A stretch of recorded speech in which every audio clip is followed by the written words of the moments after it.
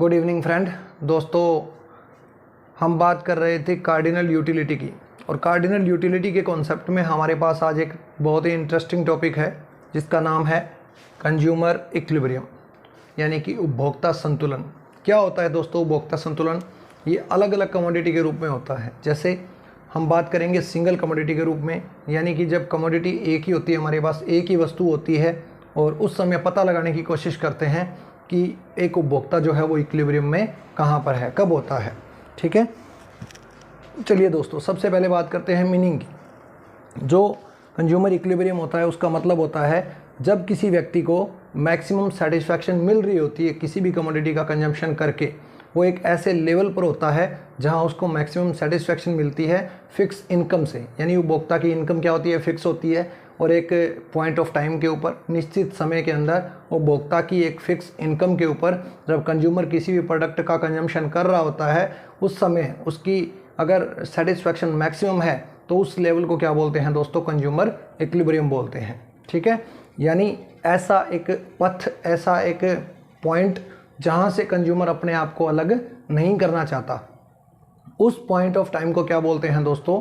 Consumer equilibrium बोलते हैं। जैसे अगर सिंपल भाषा में बात करूं तो मान लो मेरे पास 100 रुपये है। इन 100 रुपये का यूज़ में जो है अलग अलग गुड्स और अलग अलग कमोडिटी के ऊपर करना चाहता हूं। मान लो मैंने एप्पल का कंजप्शन करना शुरू किया। फर्स्ट एप्पल जब मैंने खाया तो मुझे 100 यूटिल प्राप्त हुए। उसी तरह एप्पल की जब दूसरी यूनिट को मैंने कंज्यूम किया तो मुझे 90 यूटिल मिले। इसी तरह तीसरी यूनिट का जब मैंने कंजम्पशन किया तो मुझे जो है वो 70 यूटिल मिले।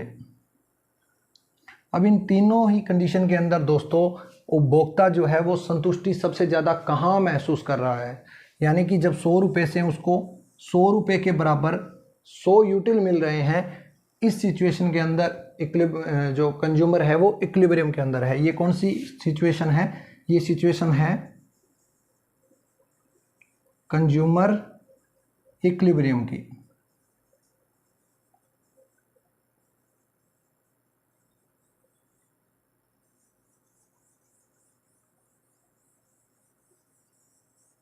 इस सिचुएशन के अंदर दोस्तों जो कंज्यूमर है वो इक्विलिब्रियम के अंदर है।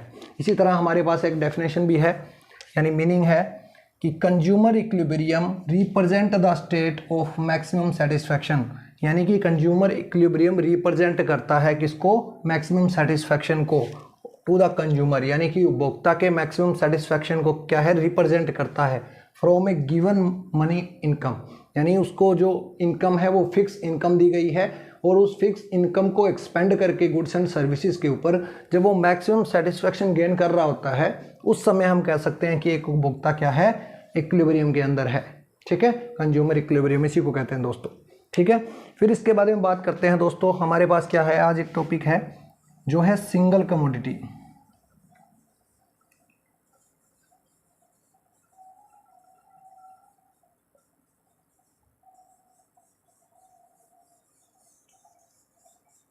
सिंगल कमोडिटी है दोस्तों, एक ही गुड्स है हमारे पास। जैसे एप्पल है, एक ही, ठीक है, एक ही गुड्स है, और उस एक गुड्स का कंजम्पशन एक कंज्यूमर किस प्रकार से करता है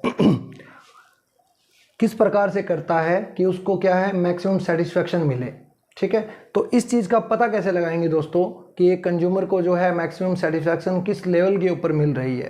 तो इसके लिए अल्फ्रेड मार्शल ने 2 कंडीशन बताई है दोस्तों। अल्फ्रेड मार्शल ने क्या बताई है? 2 कंडीशन बताई है। वो कंडीशन देखिए क्या है।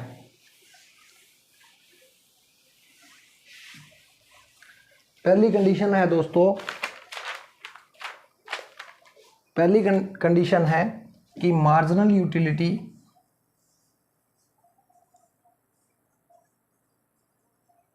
Terms of money is equal to होना चाहिए प्राइस ऑफ द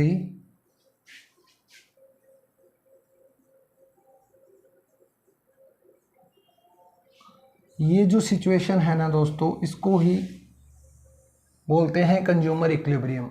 एक तो ये कंडीशन होनी चाहिए। दूसरी कंडीशन क्या होनी चाहिए एल्फर मार्शल के अकॉर्डिंग कि लॉ ऑफ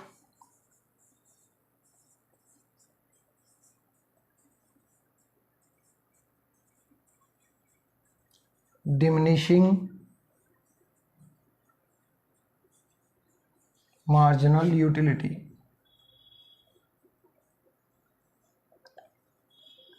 मस्ट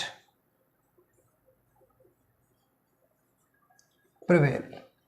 दो कंडीशन होती है, एक तो होती है MU in terms of money, यानी जो मार्जिनल यूटिलिटी होती है उसको दोस्तों हम बेसिकली किस में लिखते हैं, यूटिल में लिखते हैं, ठीक है ना। तो इसके अंदर नहीं लिखना, marginal utility in terms of money यानी कि रुपए के अंदर होनी चाहिए, बराबर होगी किसके, प्राइस ऑफ द कमोडिटी, ये भी किस में होनी चाहिए, रुपए के अंदर होनी चाहिए। उस समय क्या होता है, कंज्यूमर इक्विलिब्रियम के अंदर होता है, ठीक है। दूसरी कंडीशन क्या है दोस्तों, दूसरी कंडीशन है law of diminishing marginal utility, यानी law of diminishing marginal utility must prevail, यानी कि ये लागू होना चाहिए, ठीक है, ये मस्ट प्रिवेल है, ठीक है ना, ये तो होगा ही, ठीक है, इसके बिना काम नहीं चलेगा। चलिए अब बात करते हैं दोस्तों, जैसे law marginal utility in terms of money का क्या मतलब है दोस्तों, marginal utility in terms of money, जैसे मान लो मैंने एप्पल का कंजम्पशन किया, एप्पल का कंजम्पशन किया तो मुझे 10 यूटिल इससे मिले, ठीक है, और मैंगो का कंजम्पशन जब किया तब मुझे जो है वो 12 यूटिल मिले।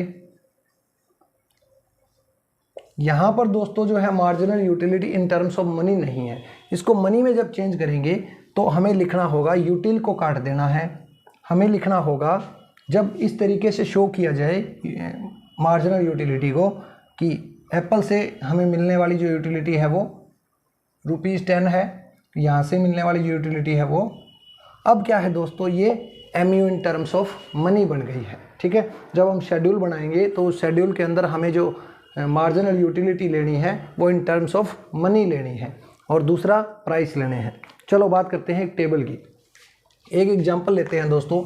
उस एग्जांपल के अंदर उपभोक्ता कोई भी एक कमोडिटी है एक्स, उसका कंजम्पशन करता है, उसकी अलग अलग यूनिट का कंजम्पशन करता है। जैसे मान लो एक बर्गर है, बर्गर को एक्स यूनिट मान लेते हैं, तो यहाँ पर क्या है दोस्तों, सबसे पहले हम लिख लेते हैं नंबर ऑफ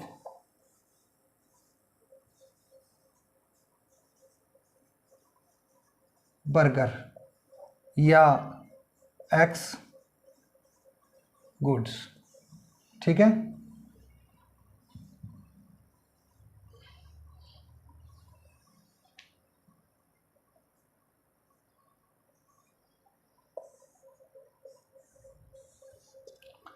ठीक है दोस्तों, यहाँ पर मैंने लिख लिया प्राइस, ये भी रुपीस के अंदर है, यहाँ पर MUX ये भी किस में है, रुपीस के अंदर है। Marginal utility of x commodity या कह सकते हैं मार्जिनल यूटिलिटी ऑफ बर्गर की, जब बर्गर की पहली यूनिट को कंज्यूम करते हैं तो प्राइस क्या होती है दोस्तों, 3 रुपीज़ है।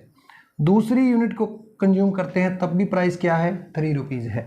इसी प्रकार तीसरी यूनिट से भी 3 रुपीज़ प्राइस है, चौथी यूनिट से भी 3 रुपीज़ प्राइस है, और पाँचवीं यूनिट से भी 3 रुपीज़ प्राइस है, और छठी यूनिट से भी 3 रुपीज़ प्राइस है। यानी कि बर्गर की हम एक एक यूनिट को बढ़ाते जा रहे हैं। पहले एक यूनिट को कंज्यूम, एक बर्गर खाया, दूसरा खाया, तीसरा खाया, चौथा खाया, पाँचवा खाया, छठा खाया, यानी हर बर्गर की जो प्राइस है वो 3 रुपये है। 2 बर्गर खाएंगे तो प्राइस कितनी हो जाएगी, 3 × 2 कितनी हो जाएगी, 6। 3 खाएंगे तो 9। इसी तरह 6 बर्गर अगर खाएंगे तो कितनी हो जाएगी, 6 बर्गर अगर खाएंगे तो 6 को 3 से मल्टीप्लाई कर देंगे, यानी कि 18 रुपये हमारे को खर्च करने पड़ेंगे, ठीक है। चलिए दोस्तों अब बात करते हैं, जब बर्गर की पहली यूनिट का कंजम्पशन किया जाता है तो यूटिलिटी कितनी मिलती है। तब यूटिलिटी मिलती है एक कंज्यूमर को 5 रुपीज़ के बराबर, ठीक है। जब पहली बर्गर का कंजम्पशन करते हैं तो 5 रुपये के बराबर जो है वो यूटिलिटी मिलती है। उसके बाद में जब दूसरा बर्गर खाते हैं तो 4, तीसरा खाते हैं तो 3, चौथा खाते हैं तो 2, फिर 1, फिर 0, ठीक है। यहाँ पर हमारी भूख जो है शांत हो जाती है, तब जो यूटिलिटी होती है वो 0 हो जाती है। अब देखिए दोस्तों, 2 कंडीशन थी कंज्यूमर इक्विलिब्रियम की। दूसरी कंडीशन क्या थी, law of diminishing marginal utility must prevail, ठीक है।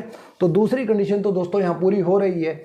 जैसे जैसे हम बढ़ाते जा रहे हैं कंजम्पशन को,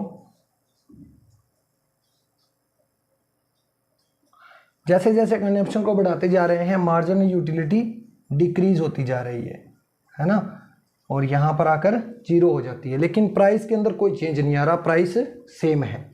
अब देखते हैं दोस्तों, दूसरी कंडीशन हमारी क्या थी, marginal utility in terms of money is equal to price of the commodity, ये होना चाहिए। ये कहाँ हो रहा है, चलिए बात करते हैं यहाँ पर।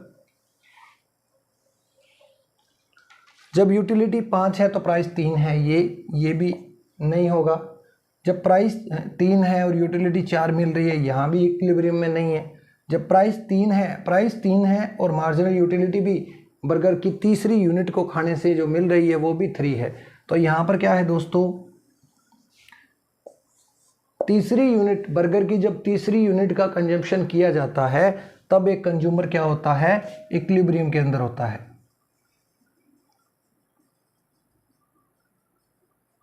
इक्विलिब्रियम के अंदर होता है। इसको हम डायग्राम से भी दिखा सकते हैं। ये हम बात कर रहे थे सिंगल कमोडिटी। जब कमोडिटी क्या होती है, सिंगल होती है और उपभोक्ता के पास फिक्स इनकम होती है, ठीक है, फिक्स इनकम होती है और उस फिक्स इनकम को वो खर्च करता है, ठीक है ना। तो खर्च करके उसको जिस लेवल पर उसको सबसे ज़्यादा सेटिस्फेक्शन मिलेगी वो लेवल कौन सा है, ये है। तीसरी यूनिट जब वो बर्गर की खाता है तब क्या है, प्राइस और मार्जिनल यूटिलिटी उस बर्गर से मिलने वाली दोनों इक्वल हो जाती है, वहाँ पर कंज्यूमर क्या है, इक्विलिब्रियम के अंदर है। चलिए दोस्तों बात करते हैं। अच्छा, एक बात और बता देता हूँ आपको, जहाँ पर कंज्यूमर इक्विलिब्रियम के अंदर होता है उससे ऊपर वाली जो सिचुएशन होती है ना, वो क्या होती है, बेनिफिट की सिचुएशन होती है, या जिसको बोलते हैं सरप्लस, ठीक है, बेनिफिट या सरप्लस की सिचुएशन होती है। इसी प्रकार अगर कंज्यूमर अब मैक्सिमम सेटिस्फैक्शन लेवल के ऊपर है, उसके बाद में भी अगर कंजम्पशन करता है तो वहाँ पर क्या होता है दोस्तों, वहाँ पर होता है लॉसेस। ये लॉसेस की सिचुएशन होती है। इसलिए एक कंज्यूमर इक्विलिब्रियम में कब कहा जाएगा, जब वो मैक्सिमम सेटिस्फैक्शन ले रहा होता है और अपने उस लेवल के अंदर कोई चेंज नहीं करना चाहता, उसको बोलते हैं दोस्तों कंज्यूमर इक्विलिब्रियम। चलिए इसकी टेबल बनाते हैं और देखते हैं। इसको मैं साफ कर देता हूँ थोड़ा सा। प्राइस तो हमें पता ही है कि 3 है, ठीक है। चलिए डायग्राम देखते हैं।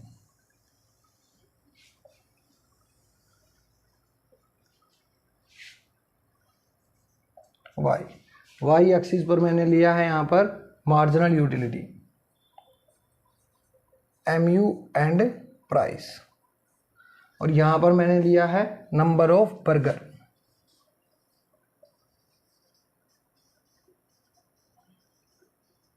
कितने थे, 1 2 3 4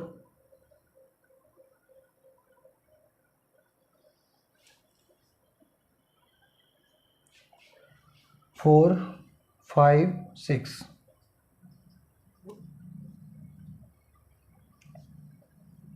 6। और यहाँ पर क्या है दोस्तों, मार्जिनल यूटिलिटी कितनी है, 5 तक है, तो 1 2 3 4 5। चलिए दोस्तों बात करते हैं। जब बर्गर की पहली यूनिट का कंजम्पशन किया जाता है तो मार्जिनल यूटिलिटी कितनी है, 5, यानी 1 पर कितनी है, 5। इस पॉइंट को मैं टच कर देता हूँ, यहाँ पर पॉइंट बना दिया एक। दूसरे से 4,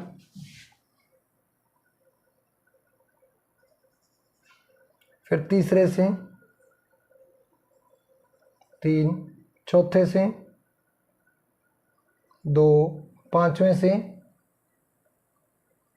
1 और छठे से 0, ठीक है। चलिए अब इन पॉइंट को आपस में मिला देते हैं।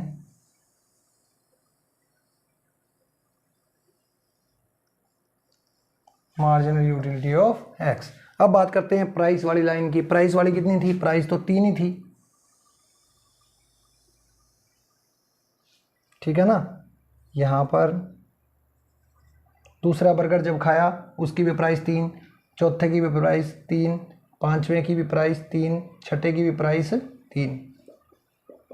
अब देखिए दोस्तों, इक्विलिब्रियम में कहाँ पर है, मान लेते हैं इसको E पॉइंट।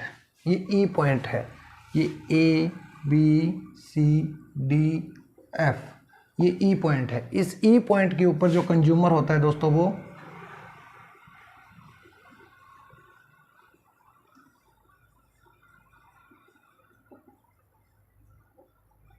इक्विलिब्रियम के अंदर होता है दोस्तों। ठीक है, अब देखते हैं कंज्यूमर सरप्लस क्या होता है। कंज्यूमर सरप्लस, जो ये वाला गैप है दोस्तों, ये वाला गैप क्या शो कर रहा है, ये वाला गैप शो कर रहा है कि मार्जिनल यूटिलिटी क्या है, ज़्यादा है किससे, प्राइस से।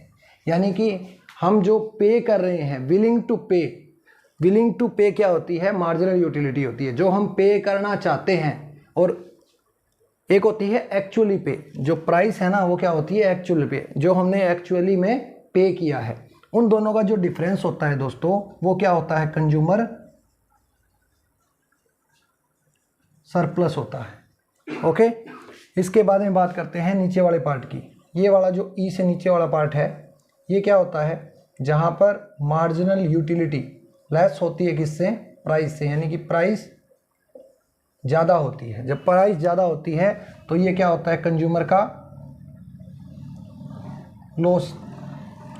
कंज्यूमर इस समय क्या होता है, लॉस के अंदर होता है। ठीक है,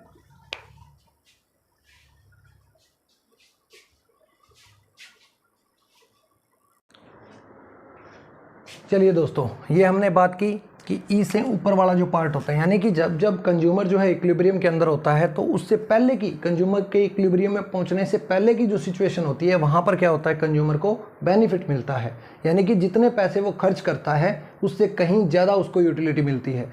यानी कि ये बेनिफिट की सिचुएशन है, कंज्यूमर सरप्लस बोलते हैं इसको।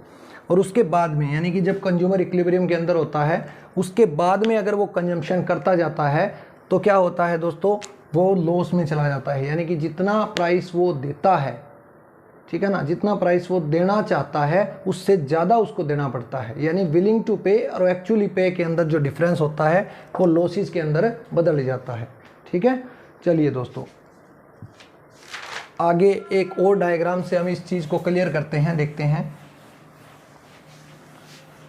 कि जो मार्जिनल यूटिलिटी होती है वो क्या होती है दोस्तों, विलिंग टू पे होती है। और जो प्राइस होती है वो एक्चुअली पेइंग होती है, जो हम पे कर रहे होते हैं। चलिए बात करते हैं दोबारा। यहाँ पर क्वांटिटी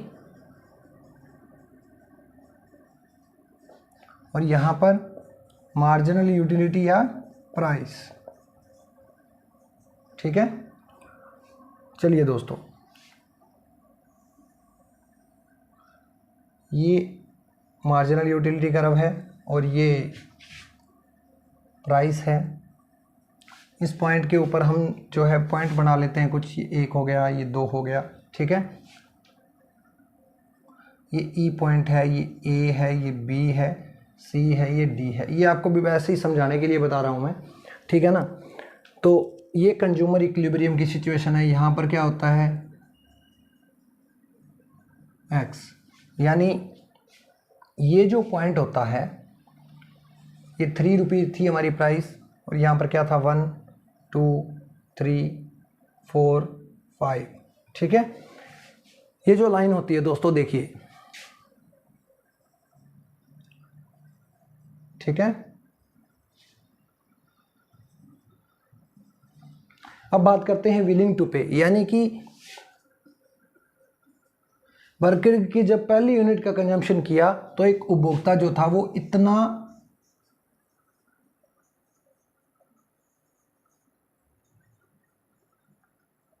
विलिंग टू पे, इतना पैसा, मान लो ये 6 रुपये है, ठीक है ना, इतना पैसा खर्च करना चाहता था।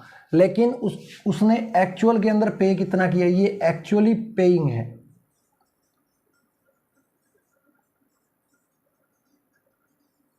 ये क्या है दोस्तों, एक्चुअली पेइंग है, जितना वो पे करता है। यानी कि विलिंग टू पे और एक्चुअली पे का डिफरेंस अगर देखें, अगर विलिंग टू पे ज़्यादा है, यानी देखिए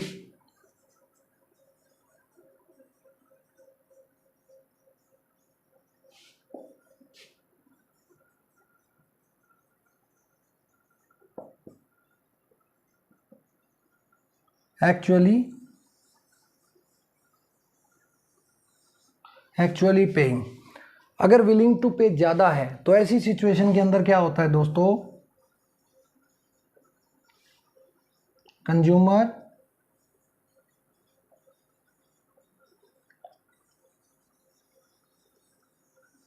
सरप्लस के अंदर होता है। दूसरी चीज़ देखिए दोस्तों, जब कोई भी कंज्यूमर विलिंग टू पे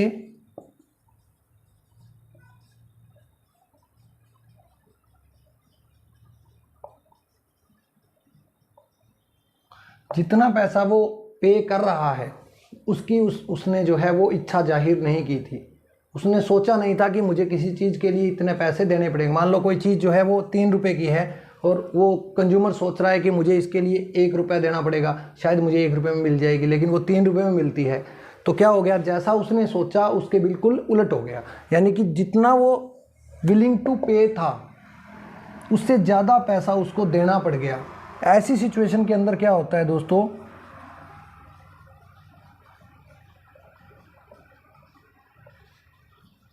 कंज्यूमर इन लॉस। कंज्यूमर क्या होता है दोस्तों, लॉस के अंदर होता है। तो ये था दोस्तों आज का टॉपिक। सिंगल कमोडिटी के रूप में एक कंज्यूमर जो है वो इक्विलिब्रियम में कब होता है। हमारे पास क्या था कि marginal utility in term of money is equal to price of the commodity, ये होनी चाहिए कंडीशन तो लागू। दूसरी law of diminishing marginal utility, law of diminishing marginal utility DMLU, ये दोनों सिचुएशन अगर फिलफुल होती है तो उस समय कंज्यूमर सिंगल कमोडिटी के केस के अंदर एक कंज्यूमर इक्विलिब्रियम के अंदर होता है। आशा करता हूं दोस्तों कि आज का जो कॉन्सेप्ट था आपको समझ में आया होगा। तो दोस्तों आपसे रिक्वेस्ट है कि वीडियो को ज़्यादा से ज़्यादा लाइक करें, चैनल को सब्सक्राइब करें और कमेंट सेक्शन के अंदर कमेंट जरूर दीजिए वीडियो का कौन सा पोर्शन आपको ज़्यादा अच्छा लगा, ठीक है, कौन सी चीज़ आपको ज़्यादा अच्छे से समझ में आई, ठीक है। चलिए दोस्तों, थैंक यू, आज के लिए इतना ही।